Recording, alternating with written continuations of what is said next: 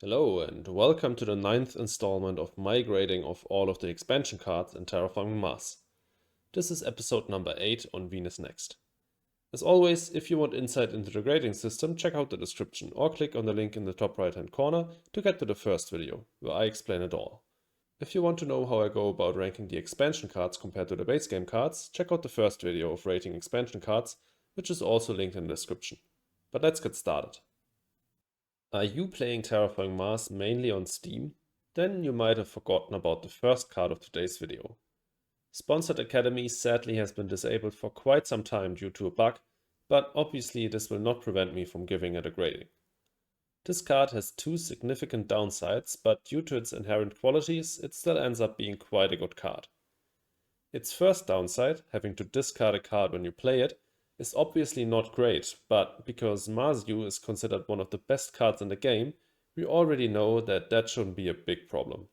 You can get a card to cycle either by just buying an extra one in the draft or by randomly drawing a bad one through blind card draw.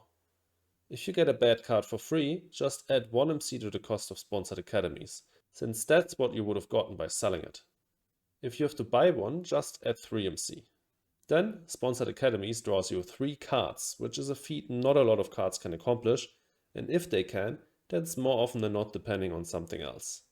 For example, both convoys require a card draw ocean to be available, and also they are much more expensive.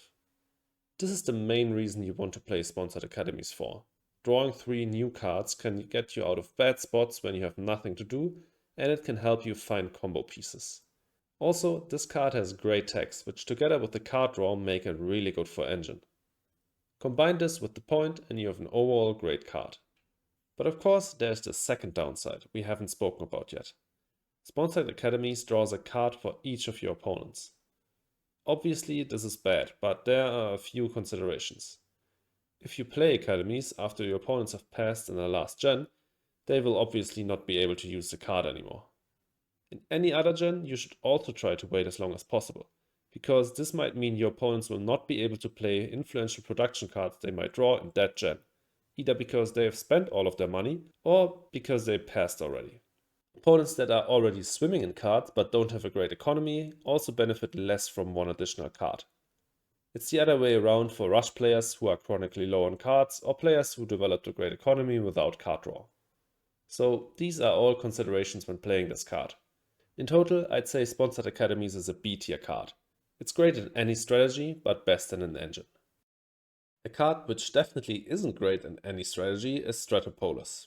I included this card in my top 5 worst Venus Next cards video, but I probably have to backtrack a little bit.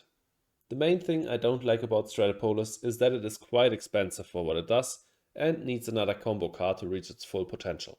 On that first point, Stratopolis grants 2 MC prot, worth 9 MC. This means the rest of the card costs you 13 plus 3 MC. What do you get for that?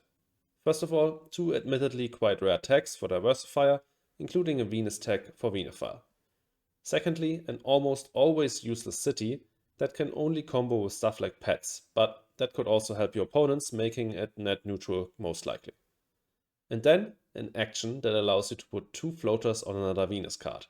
If you put these floaters on Stratopolis, you just get 2/3 of a point per gen, making Stratopolis like a much more expensive small animals. Instead, you basically always want to combo this card with one specific card, Floating Habs.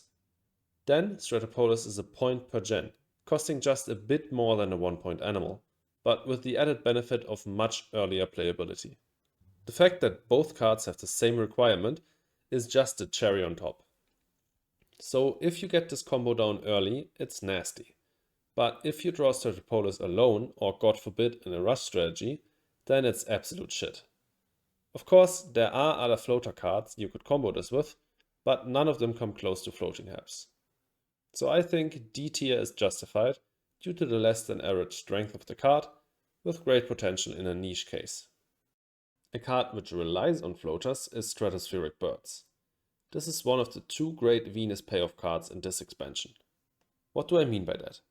Basically, if you go for a dedicated Venus strategy, you want either this or Venusian animals in combination with stuff like Freya biodomes, Venusian plants and Maxwell base. And in contrast, You never want to heavily go for Venus if you don't have these cards on hand, since you don't want to enable them for your opponents.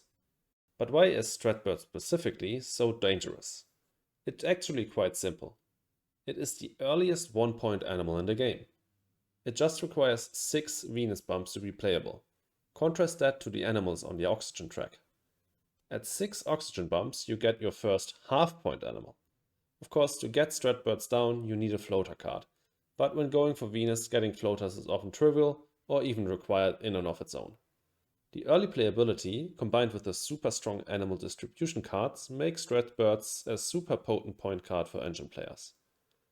But given that you don't always want to go for Venus as an engine player, and the fact that Stratbird is absolutely useless in a rush, it cannot be placed higher than a low A tier, which is still a good result. Next up, Sulphur Experts. I really have a soft spot for this card, since I love a good Venus game plan, but I have to admit it's not particularly great. Why? Well, let's factor out the Venus bump, which is worth 9 plus 3 MC, if we compare it to Water to Venus. Then we're left with a card that costs 9 plus 3 and grants 1 MC prot for each Venus tag. If Sulphur Experts is the third Venus tag you're playing, then this is already a winning formula because then it grants the same prot as Acquired Company for a cheaper price. You might say, okay, that's not bad, but let's compare this to Cartel, a card which basically costs 1 MC less for the same MC prot. Yes, there are 30 Venus tags on non-event project cards compared to 18 Earth tags when we're playing with base game, preludes and Venus Next. But this difference shrinks to 33 Venus tags versus 27 Earth tags when including corps and preludes. Now factor in that Cartel's real cost is much lower since it doesn't include a TR bump, making it much easier to play in the early game, and the fact that Earth tags are just more universally playable and better, both for engine and rush players, and no matter whether you go for Venus or not. And then, suddenly, Cartel is just a much better card. So much so that I would put Sulphur Experts in D tier compared to Cartel's B tier placement. But we're ending the episode with another banger, Sulphur-Eating Bacteria. Another card that, same as Stratbirds earlier, made my top 5 best Venus Next cards. Fricks Games really tried their hardest to improve the microbe sub-strategy in the expansions, and Sulphur-Eating Bacteria is a step in the right direction. It basically is Psychrophiles on crack. Sure, it has a minimum requirement instead of a max requirement, meaning that you cannot play it right from the get-go, and yes, you need to spend an action to make use of the microbes instead of just paying with them directly, but in exchange, each microbe is worth 1 more MC, and you can use them to pay for everything and not just plant tags.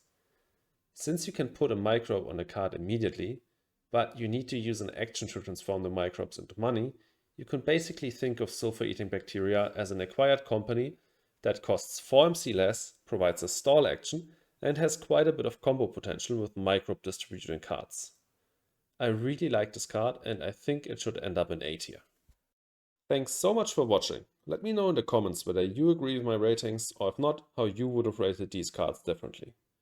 Also, if you enjoyed the video, please leave a like and consider subscribing. And lastly, please check out my Twitch and my Twitter. See you in the next video.